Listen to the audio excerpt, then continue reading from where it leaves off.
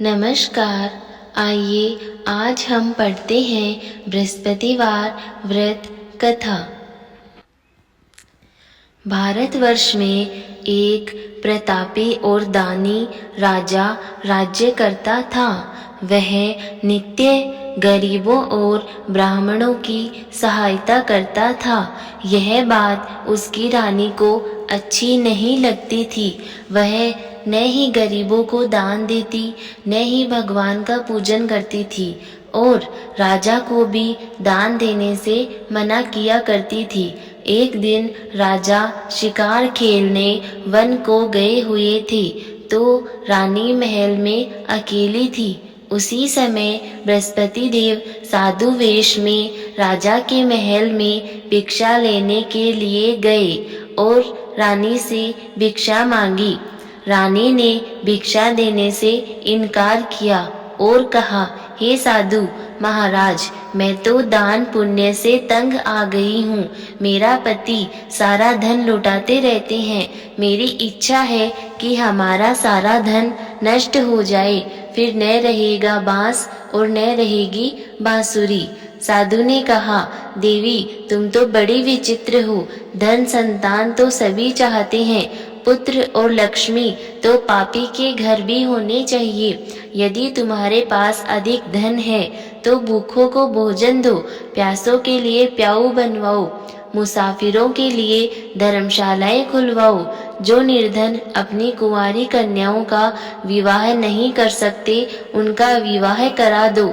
ऐसे और कई काम हैं जिनके करने से तुम्हारा यश लोक परलोक में फैलेगा। परंतु रानी पर उपदेश का कोई प्रभाव न पड़ा। वह बोली, महाराज आप मुझे कुछ न समझाएं। मैं ऐसा धन नहीं चाहती जो हर जगह बांटती फिरूं। साधु ने उत्तर दिया, यदि तुम्हारी ऐसी इच्छा है तो तथास्तु। तुम ऐसा करना कि बृहस्पतिवार को घर लीपकर पीली मिट्टी से अपना सिर धोकर स्नान करना, भट्टी चढ़ाकर कपड़े धोना। ऐसा करने से आपका सारा धन नष्ट हो जाएगा। इतना कहकर वह साधु महाराज वहां से आलोप हो गए। साधु के अनुसार कई बातों को पूरा करते हुए रानी को केवल 3 बृहस्पतिवार ही बीते थे कि उसकी समस्त धन संपत्ति नष्ट हो गई। भोजन के लिए राजा का परिवार तरसने लगा। तब एक दिन राजा ने रानी से बोला कि हे रानी, तुम यहीं रहो, मैं दूसरे देश को जाता हूँ, क्योंकि यहाँ पर सभी लोग मुझे जानते हैं, इसलिए मैं कोई छोटा कार्य नहीं कर सकता। ऐसा कहकर राजा परदेश चला गया। वहाँ वह जंगल से लकड़ी काट कर लाता और शहर में बेचता। इसी तरह वह अपना जीवन व्यतीत करने लगा। इधर राजा के परदेश जाते ही रानी और दासी दुखी रहने लगी। एक बार जब रानी और दासी को 7 दिन तक बिना भोजन के रहना पड़ा, तो रानी ने अपनी दासी से कहा, हे दासी, पास ही के नगर में मेरी बहन रहती है, वह बड़ी धनवान है। तू उसके पास जा और कुछ ले आ, ताकि थोड़ी बहुत गुजर बसर हो जाए। दासी रानी की बहन के पास गई। उस दिन गुरुवार था। रानी की बहन उस समय बृहस्पतिवार व्रत की कथा सुन रही थी। दासी की बहन रानी का संदेश दिया, लेकिन रानी की बड़ी बहन ने कोई उत्तर नहीं दिया। जब दासी को रानी की बहन से कोई उत्तर नहीं मिला, तो वह बहुत दुखी हुई और उसे क्रोध भी आया। दासी ने वापस आकर रानी को सारी बात बता दी। सुनकर रानी ने अपने भाग्य को कोसा। उधर रानी की बहन ने सोचा कि मेरी बहन की दासी आई थी, परंतु मैं उससे नहीं बोली, इससे वह बहुत दुखी हुई होगी। कथा सुनकर और पूजन समाप्त करके वह अपनी बहन के घर आई और कहने लगी, हे बहन, मैं बृहस्पतिवार का व्रत कर रही थी। तुम्हारी दासी मेरे घर आई थी, परंतु जब तक कथा होती है तब तक न तो उठते हैं और न ही बोलते हैं, इसलिए मैं नहीं बोली। कहो दासी, क्यों आई थी? रानी बोली, बहन, तुमसे क्या छिपाऊं, हमारे घर में खाने तक को अनाज नहीं था। ऐसा कहते कहते रानी की आंखें भर आई। उसने दासी समेत पिछले 7 दिनों से भूखे रहने तक की बात अपनी बहन को विस्तार पूर्वक सुना दी। रानी की बहन बोली, देखो बहन, भगवान बृहस्पति देव सबकी मनोकामना को पूर्ण करते हैं। देखो, शायद तुम्हारे घर में अनाज रखा हो। पहले तो रानी को विश्वास नहीं हुआ, पर बहन के आग्रह करने पर उसने अपनी दासी को अंदर भेजा तो सचमुच उसे अनाज से भरा एक घड़ा मिल गया। यह देखकर दासी को बड़ी हैरानी हुई। दासी रानी से कहने लगी, हे रानी, जब हमको भोजन नहीं मिलता तो हम व्रत ही तो करते हैं, इसलिए क्यों न इनसे व्रत की कथा और विधि पूछ ली जाए ताकि हम भी व्रत कर सकें। तब रानी ने अपनी बहन से बृहस्पतिवार व्रत के बारे में पूछा। उसकी बहन ने बताया, बृहस्पतिवार के व्रत में चने की दाल और मुनक्का से विष्णु भगवान का केले की जड़ में पूजन करें तथा दीपक जलाएं, व्रत कथा सुने और पीला ही भोजन करें, इससे बृहस्पति देव प्रसन्न होते हैं। व्रत और पूजन विधि बताकर रानी की बहन अपने घर को लौट गई। 7 दिन के बाद जब गुरुवार आया तो रानी और दासी ने व्रत रखा। गुड़साल में जाकर चना और गुड़ लेकर आई, फिर उससे केले की जड़ तथा विष्णु भगवान का पूजन किया। अब पीला भोजन कहाँ से आए, इस बात को लेकर दोनों बहुत दुखी थे। चूंकि उन्होंने व्रत रखा था, इसलिए बृहस्पति देव उनसे प्रसन्न थे, इसलिए वे एक साधारण व्यक्ति का रूप धारण कर 2 थालों में सुंदर पीला भोजन दासी को दे गए। भोजन पाकर दासी प्रसन्न हुई और फिर रानी के साथ मिलकर भोजन ग्रहण किया। उसके बाद वे सभी गुरुवार को व्रत और पूजन करने लगी। बृहस्पति देव भगवान की कृपा से उनके पास फिर से धन संपत्ति आ गई, परंतु रानी फिर से पहले की तरह आलस्य करने लगी। तभी दासी बोली, देखो रानी, तुम पहले भी इस प्रकार आलस्य करती थी, तुम्हें धन रखने में कष्ट होता था, इस कारण सभी धन नष्ट हो गया, और अब जब भगवान बृहस्पति की कृपा से धन मिला है तो तुम्हें फिर से आलस्य होता है। रानी को समझाते हुए दासी कहती है कि बड़ी मुसीबतों के बाद हमने यह धन पाया है, इसलिए हमें दान पुण्य करना चाहिए, भूखे मनुष्यों को भोजन कराना चाहिए और धन को शुभ कार्यों में खर्च करना चाहिए, जिससे तुम्हारे कुल का यश बढ़ेगा, स्वर्ग की प्राप्ति होगी और पितृ प्रसन्न होंगे। दासी की बात मानकर रानी अपना धन शुभ कार्यों में खर्च करने लगी, जिससे पूरे नगर में उसका यश फैलने लगा। एक दिन राजा दुखी होकर जंगल में एक पेड़ के नीचे आसन जमाकर बैठ गया। वह अपनी दशा को याद करके व्याकुल होने लगा। बृहस्पतिवार का दिन था। एकाएक उसने देखा कि निर्जन वन में एक साधु प्रकट हुए। वह साधु वेश में स्वयं बृहस्पति देवता ही थे। लकड़हारे के सामने आकर बोले, हे लकड़हारे, इस सुनसान जंगल में तू चिंतामग्न क्यों बैठा है? लकड़हारे ने दोनों हाथ जोड़कर प्रणाम किया और उत्तर दिया, महात्मा जी, आप सब कुछ जानते हैं, मैं क्या कहूँ? यह कहकर रोने लगा और साधु को अपनी आत्मकथा सुनाई। महात्मा जी ने कहा, तुम्हारी स्त्री ने बृहस्पति के दिन बृहस्पति भगवान का निरादर किया है, जिसके कारण रुष्ट होकर उन्होंने तुम्हारी यह दशा कर दी। अब तुम चिंता को दूर करके मेरे कहने पर चलो तो तुम्हारे सब कष्ट दूर हो जाएंगे और भगवान पहले से भी अधिक धन संपत्ति देंगे। तुम बृहस्पति के दिन कथा किया करो, 2 पैसे के चने मुनक्का लाकर उनका प्रसाद बनाओ और शुद्ध जल से लोटे में शक्कर मिलाकर अमृत तैयार करो। कथा के पश्चात अपने सारे परिवार और सुनने वाले प्रेमियों में अमृत व प्रसाद बांटकर आप भी ग्रहण करो। ऐसा करने से भगवान तुम्हारी सब मनोकामनाएं पूरी करेंगे। साधु के ऐसे वचन सुनकर लकड़हारा बोला, हे प्रभु, मुझे लकड़ी बेचकर इतना पैसा नहीं मिलता जिससे भोजन के उपरांत कुछ बचा सकूं। मैंने रात्रि में अपनी स्त्री को व्याकुल देखा है। मेरे पास कुछ भी नहीं है जिससे मैं उसकी खबर मंगा सकूं। साधु ने कहा, हे लकड़हारे, तुम किसी बात की चिंता मत करो। बृहस्पति के दिन तुम रोजाना की तरह लकड़ियां लेकर शहर को जाओ। तुमको रोज से दुगुना धन प्राप्त होगा, जिससे तुम भली भांति भोजन कर लोगे तथा बृहस्पति देव की पूजा का सामान भी आ जाएगा। इतना कहकर साधु अंतर्ध्यान हो गए। धीरे धीरे समय व्यतीत होने पर फिर वही बृहस्पतिवार का दिन आया। लकड़हारा जंगल से लकड़ी काटकर किसी शहर में बेचने गया। उसे उस दिन और दिन से अधिक पैसा मिला। राजा ने चना, गुड़ आदि लाकर गुरुवार का व्रत किया। उस दिन से उसके सभी क्लेश दूर हुए। परंतु जब दोबारा गुरुवार का दिन आया तो बृहस्पतिवार का व्रत करना भूल गया। इस कारण बृहस्पति भगवान नाराज हो गए।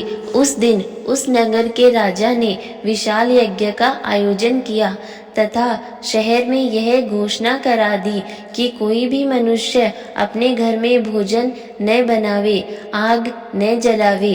समस्त जनता मेरे यहाँ भोजन करने आवे। इस आज्ञा को जो न मानेगा उसे फांसी की सजा दी जाएगी। इस तरह की घोषणा संपूर्ण नगर में करवा दी गई। राजा की आज्ञा अनुसार शहर के सभी लोग भोजन करने गए, लेकिन लकड़हारा कुछ देर से पहुंचा, इसलिए राजा उसको अपने साथ घर लिवा ले गए और ले जाकर भोजन करा रहे थे तो रानी की दृष्टि उस खूंटी पर पड़ी जिस पर उसका हार लटका हुआ था। वह वहां पर दिखाई नहीं दिया। रानी ने निश्चय किया कि मेरा हार इस मनुष्य यानी कि राजा ने ही चुरा लिया है। उसी समय सिपाहियों को बुलाकर उसको कारागार में डलवा दिया। जब लकड़हारा कारागार में पड़ गया और बहुत दुखी होकर विचार करने लगा कि न जाने कौन से पूर्व जन्म के कर्म से मुझे यह दुख प्राप्त हुआ है, और उसी साधु को याद करने लगा जो कि जंगल में मिला था। उसी समय तत्काल बृहस्पति देव साधु के रूप में प्रकट हुए और उसकी दशा को देखकर कहने लगे, अरे मूर्ख, तुमने बृहस्पति देव की कथा नहीं करी, इस कारण तुझे दुख प्राप्त हुआ है। अब चिंता मत कर। बृहस्पतिवार के दिन कारागार के दरवाजे पर 4 पैसे पड़े मिलेंगे।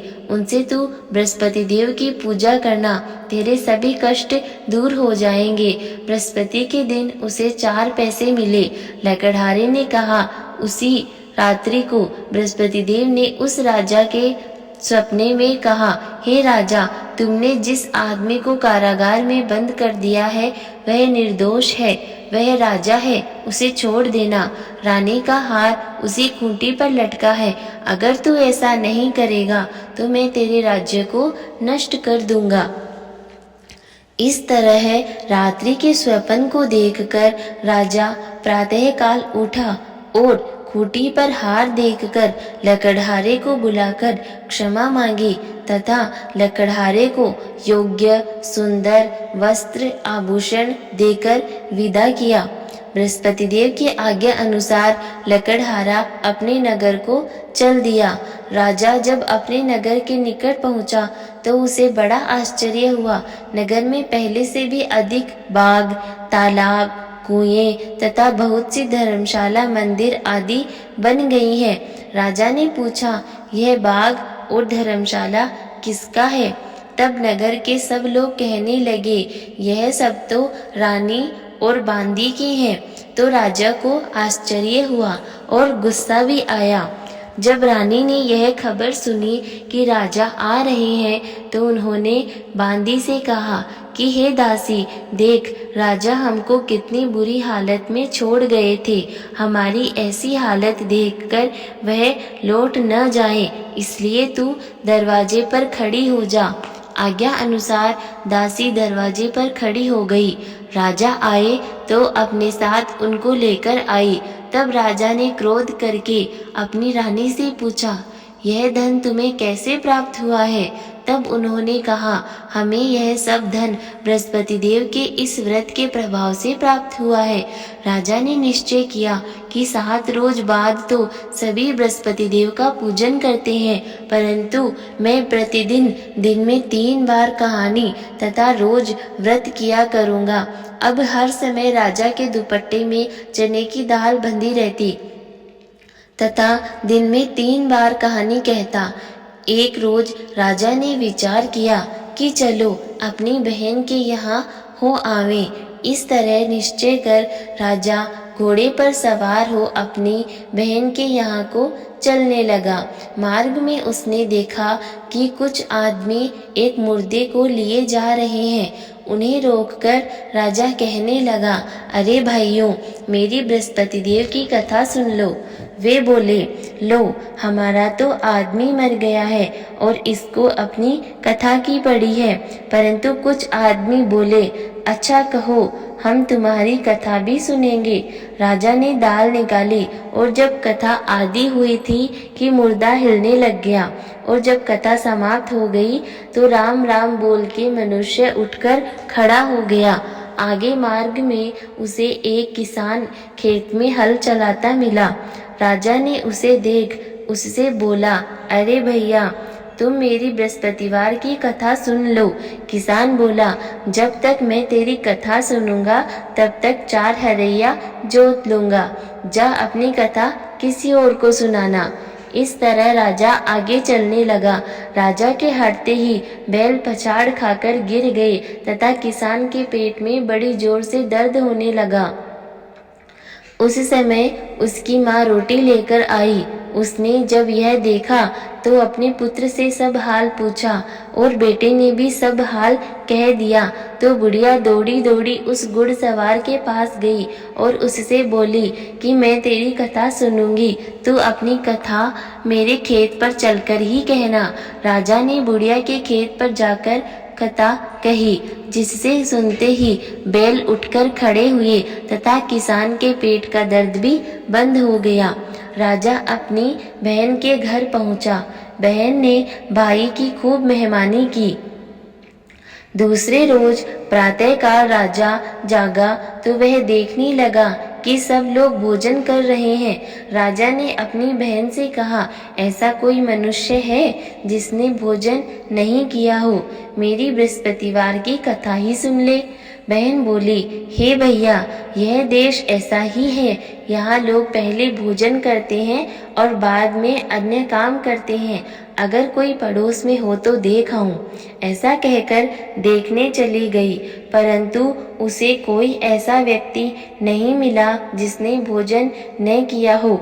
अतः वह एक कुम्हार के घर गई जिसका लड़का बीमार था। उसे मालूम हुआ कि उनके यहाँ 3 रोज से किसी ने भोजन नहीं किया है। रानी ने अपने भाई की कथा सुनने के लिए कुम्हार से कहा। वह तैयार हो गया। राजा ने जाकर बृहस्पतिवार की कथा कही, जिसको सुनकर उसका लड़का ठीक हो गया। अब तो राजा की प्रशंसा हर ओर होने लगी। एक रोज राजा ने अपनी बहन से कहा, हे बहन, हम अपने घर को जाएंगे, तुम भी तैयार हो जाओ। राजा की बहन ने अपनी सास से कहा। सास ने कहा, हाँ चली जा, परंतु अपने लड़कों को मत ले जाना, क्योंकि तेरे भाई की कोई औलाद नहीं है। बहन ने अपने भैया से कहा, हे भैया, मैं तो चलूंगी, परंतु कोई भी बालक नहीं जाएगा। राजा बोला, जब कोई बालक नहीं चलेगा तो तुम ही क्या करोगी? बड़े दुखी मन से राजा अपने नगर को लौट आया। राजा ने अपनी रानी से कहा, हम निर्वंशी हैं, हमारा मुँह देखने का भी धर्म नहीं है और कुछ भोजन आदि नहीं किया। रानी बोली, हे प्रभु, बृहस्पति देव ने हमें सब कुछ दिया है, वह हमें औलाद भी अवश्य ही देंगे। उसी रात को बृहस्पति देव ने राजा से स्वप्न में कहा, हे राजा, उठ, सभी सोच त्याग दे, तेरी रानी गर्भ से है। राजा की यह बात सुनकर बड़ी खुशी हुई। 9वें महीने में उसके गर्भ से एक सुंदर पुत्र पैदा हुआ। तब राजा बोला, हे रानी, स्त्री बिना भोजन के रह सकती है, पर बिना कहे नहीं रह सकती। जब मेरी बहन आवे तो तुम उसे कुछ मत कहना। रानी ने सुनकर हाँ कर दिया। जब राजा की बहन ने यह शुभ समाचार सुना तो वह बहुत खुश हुई तथा बधाई लेकर अपने भाई के यहाँ आई। तभी रानी ने कहा, घोड़ा चढ़कर तो नहीं आई, गधा चढ़ी आई। राजा की बहन बोली, भाभी, मैं इस प्रकार नहीं कहती तो तुम्हें औलाद कैसे मिलती? बृहस्पति देव ऐसे ही हैं, जिसके मन में जैसी कामनाएं हैं सभी को पूर्ण करते हैं। जो सद्भावना पूर्वक बृहस्पतिवार का व्रत करता है एवं कथा पढ़ता है अथवा सुनता है, दूसरों को सुनाता है, बृहस्पति देव उसकी सभी मनोकामना पूर्ण करते हैं। सभी बोलिए विष्णु भगवान की जय हो। इसके बाद हम विष्णु भगवान की आरती करेंगे। ओम जय बृहस्पति देवा, तुम पूर्ण परमात्मा, तुम अंतर्यामी हो स्वामी, तुम अंतर्यामी। जगत पिता जगदीश्वर, जगत पिता जगदीश्वर, तुम सबके स्वामी। ओम जय बृहस्पति देवा, चरणामत निज निर्मल, सब पातक हरिता हो स्वामी, सब पातक हरिता। सकल मनोरथ दायक, सकल मनोरथ दायक, कृपा करो भरिता। ओम जय बृहस्पति देवा, तन मन धन अर्पण कर, जो जन शरण पड़े हो स्वामी, जो जन शरण पड़े। प्रभु प्रकट तब हो करे, प्रभु प्रकट तब हो करे, आकर द्वार खड़ी। ओम जय बृहस्पति देवा, दीन दयाल दयानिधि, भक्तन हितकारी हो स्वामी, भक्तन हितकारी।